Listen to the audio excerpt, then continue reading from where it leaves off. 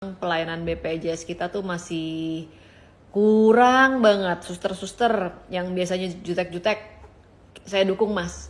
Ini mungkin bisa ikut program pertukaran pelayan masyarakat ya Mas ya. Yang jutek-jutek suster-susternya kita tuker aja ke lapas-lapas napi koruptor di sana.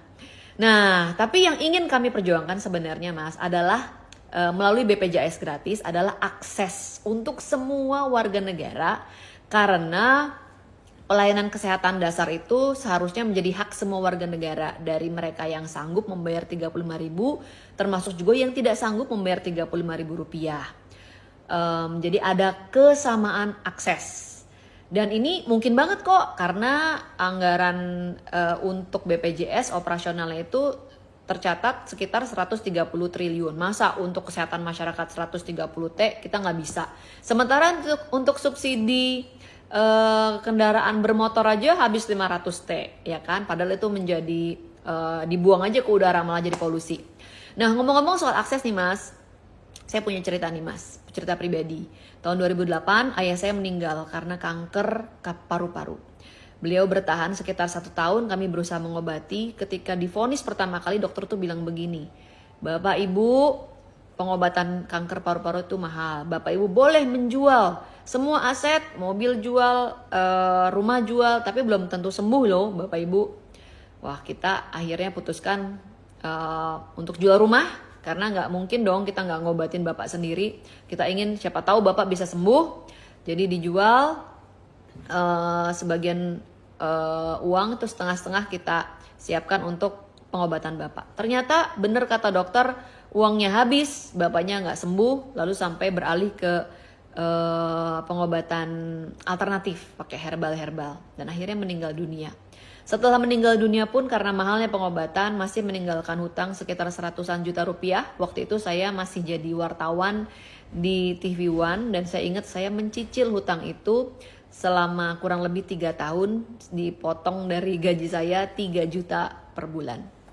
Nah, ini cerita yang saya harap orang-orang lain nggak usah mengalami bagaimana kita dilematis antara mau mengobatin orang yang kita sayang, tapi kehilangan seluruh harta. Dan orangnya belum tentu sembuh juga. Makanya pentingnya akses kesehatan itu Mas Tere. Dan jangan kemudian isu BPJS ini terjadi pembodohan. Kalau partai kami menang, BPJS gratis, no way, nggak ada. Ubah dulu undang-undangnya, dan itu tidak mungkin. Skema gratis dari mana? Even itu terjadi di Inggris, seolah seperti gratis, tapi karena itu dibayar dari pajak progresif yang tinggi. Dan kita mengambil skema. Jadi memang kerja politik itu berarti juga harus mikir, bukan hanya kerja-kerja ya? BPJS gratis tuh nggak bisa ya? Nggak bisa. Dan kalaupun mau gratis, balikin dulu tuh yang udah disetor potongan upah. Ya, dan itu nggak mungkin. Anda mau pakai yang welfare state methods ya, seperti di Jerman, dan kita juga menggunakan metode yang sama, adanya cost sharing antara pekerja dan pemberi kerja, swasta antara pekerja dan pemberi kerjanya, dan pemerintah antara pemerintah negara dengan ASN. Tadi saya mencatat nih, Bang Masinton bilang kalau debat itu yang tadi dianggap kurang sopan karena ada gimmick begini-begini mencari jawaban. Terus Bang Masinton juga bilang bahwa harusnya debat itu tidak boleh kita melecehkan orang lain gitu Bang ya. Harus sopan, apalagi ke yang lebih tua gitu Bang ya, bener ya? Aduh udah ditahan lu nanti lama ya. Jadi saya sambung dulu deh.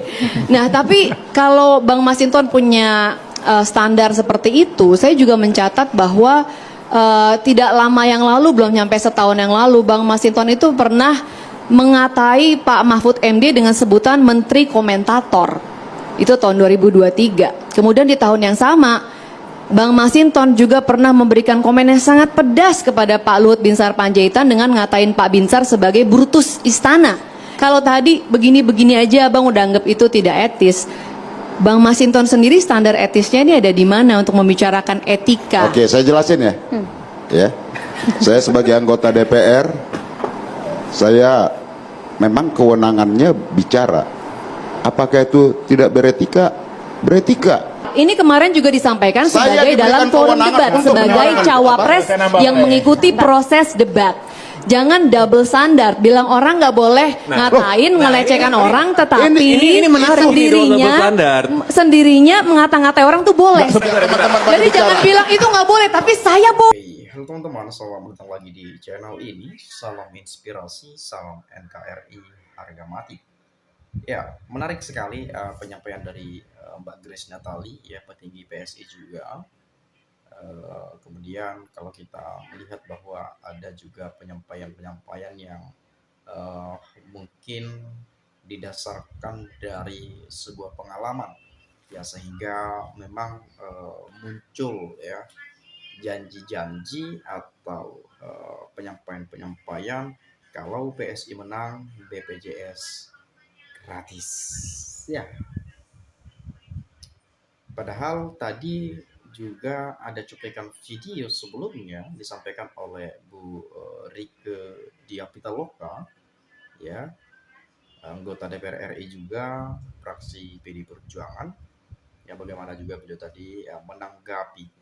Ya, saya rasa teman-teman cukup jelas mendengarkan hal itu dan cukup lugas penyampaian yang disampaikan. Dan saya yakin teman-teman, Bapak Ibu dan pemirsa semua telah mendengar dan memahaminya. Jadi saya nggak terlalu membahas ke sana gitu ya. Tapi lebih tepatnya saya akan coba melihat bagaimana tanggapan ya, pandangan penilaian teman-teman kita netizen Indonesia terkait perihal yang disebutkan pada cuplikan video sebelumnya. Nah, kalau saya melihat dari Suryo Widarto, makanya masyarakat terbobok oleh serangan bansos dan amplop, tapi tidak memperhitungkan dampak ke depan, dibohongi, tapi masih muja-muja. Semoga Pak Anies bisa jadi pemimpin 2029. Ya, saya akan lihat komentar terbaru ya. Banget jaringannya teman-teman. Oke, kita coba cek dulu di sini.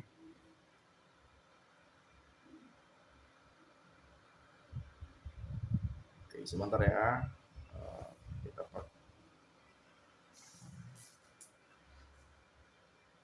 Oke. Coba kita lihat di sini dari Lia Murti. Cari simpati si Grace bawa-bawa yang sudah di alam lain. Ucapan beda dulu, beda sekarang. Yang penting jabatan. PSI Partai Semi Indo, rada-rada ya. Kaisang mimpin karena anak presiden yang suka bagi bansos. Dengan harapan para keluarga terima bansos memilihnya. Pelayan jutek, oke, kadang pasien butuh kamar dibilang gak ada, masih penuh lah, dan sebagainya. Itu fakta. Ya ada juga, tapi gak semua teman-teman ya. Cina itu pintar, status WNI itu hanya untuk ruang gerak untuk menguasai negeri ini. Komunis sejati hanya Cina. Astaga. Si Grace Natali PSI si penjilat betina yang haus jabatan malu sendiri. Ente sekarang. Grace Natali bisa apa? Cuma modal cakap doang, masalah politik nol besar. Susah percaya dengan PSI karena banyak ngomong tapi tidak ada buktinya, cuma omong-omong saja. PSI partai sampah, partai kaleng rombeng. Sangkanya partai Mulyono banyak pendukungnya, gak taunya partai Joro. Ya memang sempat juga di endorse ya, dipromosi langsung oleh Pak Jokowi itu waktu masih menjabat sebagai presiden.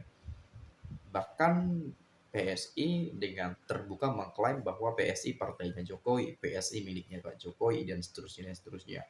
Ya mungkin dengan hal yang diucapkan itu berharap bahwa pendukung Pak Jokowi yang katanya besar bakal memilih PSI untuk masuk parlemen. Tahu-taunya nggak lolos ambang batas itu ya.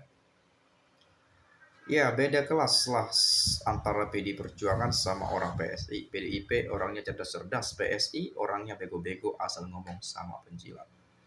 Bohong kok hobi, yang bayar BPJS saja sering dapat pelayanan buruk apalagi gratisan. Si Amoy cuma pinter penjilat, otaknya cuma ingin jadi orang tenar atau pejabat penjilat, gak ada untungnya bagi masyarakat. Amoy lagi banyolan, mana buktinya udah lupa pada masyarakat Suez lu Amoy. Banyak oknum pejabat maling uang ya, maling uang rakyat ratusan M aja bisa bebas. Baru berdiri mau dukung Ganjar, pura-puralah banyak yang tahu, akhirnya dukung yang lain gak apa-apa, biarin aja sampai mana PSI apa maunya. Hehe. Jujur saja PSI ini yang membentur-benturkan kelompok Islam. Islam dianggap kelompok intoleran dan radikal. Dan Grace ini juga yang menentang Perda Syariah, partai bajingan satu kolam dengan cecunguknya Jokowi. Rike dia Pitaloka mantap, cerdas, pintar, sehat selalu Mbak Rike. Ya, semoga panjang umur dan selalu dalam lindungan Tuhan Yang Maha Kuasa. Kata Grace, dulu bilang Prabowo pembohong, sekarang cari makan sama orang yang dulu ia bilang pembohong. Ya, ini saya ingat sekali juga nih, ada video Grace Natali yang menyebutkan ya kita nggak mungkin lah memilih yang yang punya rekam jejak buruk, pelanggaran HAM di masa lalu, potongan otoriter, diktator, dan macam-macam lah itu dulu ya. Sekarang udah berbeda banget tuh ya, dipuja-puja, diangkat-angkat lagi. Ya, namanya juga politik sebetulnya di pandangan saya ya tergantung kepentingan. Ada kalanya lawan jadi kawan, kawan jadi lawan. Tergantung kepentingan itu sendiri menurut saya di dalam dunia perpolitikan ini. Dan politik ini teman-teman tidak akan ada habisnya ya. Takkan kunjung sirna, akan terus berlanjut sampai kiamat kali. Oke, Grace Natali so pintar, orang muda penjilat. Masih ingat gak lu hina-hina Pak Prabowo? Sekarang menjulurkan lidah minta tempat. Perempuan gak tahu malu, hilang cantiknya jadi karena terhina dirinya sendiri. Zaman edan sedang berjalan. Encik ini sebaran kebodohan yang merusak peradaban bangsa Indonesia. Politikus pekerjaan jual janji, yang penting terpilih, setelah jadi keluarin jurus silat agar bisa berkilah dan menghindar. Ketumnya aja bocah ingusan, apalagi kader-kadernya. Ini mah klub anak-anak orang kaya dan koruptor, bukan partai.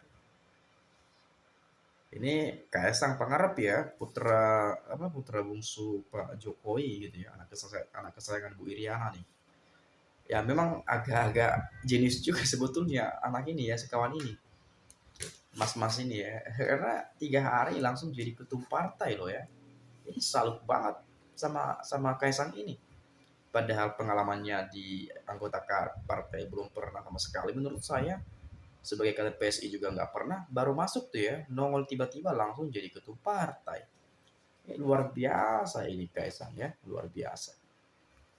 Nah kemudian selama nggak ada hukuman mati buat koruptor dan kurang atau ribetnya lapangan pekerjaan di Konoha, udahlah, negara ini panggung ketoprak, fokus aja banyakin lapangan kerja. Kalau rakyat kerja yang bisa mensejahterakan saya, rasa nggak perlu BPJS. Ya kalau banyak lapangan pekerjaan, artinya kita sudah bekerja, kita punya penghasilan gitu ya. Jadi saya rasa nggak perlu juga BPJS atau mungkin seperti yang sekarang kita lihat program makan bergizi gratis ini teman-teman ya. Karena kalau sudah ada lapangan pekerjaan, orang-orang toh bakal berpenghasilan gitu ya. Nah kemudian rujak aja sekalian Mbak Rike biar cair ya, biar cair itu otaknya. Kayak balihonya bertebaran tapi rakyat nggak ada yang masang, entah siapa masang waktu pemilu. Seorang yang berwatak penjilat dijamin berotak bodoh serta licik, contohnya Jokowi serta para ternaknya termasuk Natali si penjilat. Grace kok dipercaya aksi berani ngibul karena yakin PSI nggak akan menang. Ngibul ya. Mbak Rike dia Pitaloka, perjuangkan negerimu, perjuangkan rakyat. Kasihan rakyat kecil semakin menjerit. Grace kader awal-awal lahir dari partai ingusan yang sukanya mencil. Betul Oneng itu nggak bikin gratis, namanya orang sakit, apalagi kanker gede biayanya.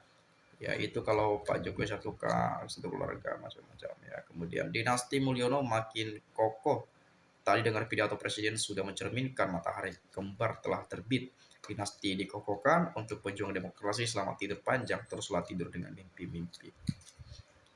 Banyak sekali ya pendapat-pendapat kita. Saya coba lihat yang terakhir ya. Berapa gaji perawat? Apakah sama dengan luar negeri? Dasar partai makan bar. PSI belajar sama Bu Irma Nasdem dan politis wanita yang lain. Itu karena kalian orang kaya dan tidak pakai BPJS. Orang ini harus dibantai. Natali terlalu idiot untuk urusan politik. Bicara kayak kentut saya. Teman-teman agak ringkes sedap ya komentar-komentarnya ya. Mungkin Anda juga punya pandangan lain, bolehlah silakan sampaikan di video ini ya.